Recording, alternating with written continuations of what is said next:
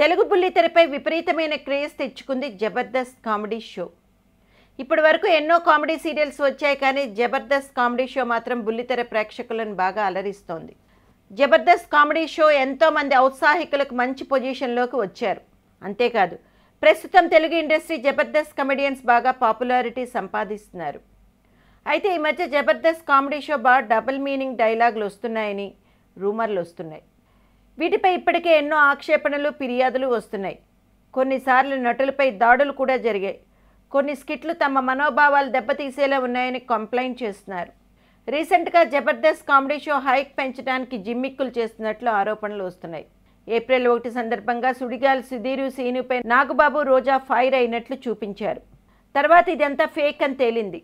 తాజాగా tsunami సుధాకర్పై Nagababu fire కావడమే కాదు, చెంప పగలగొట్టి కాలితో తన్నాడు. ఇప్పుడు ఈ వీడియో కాస్త వైరల్ అయింది.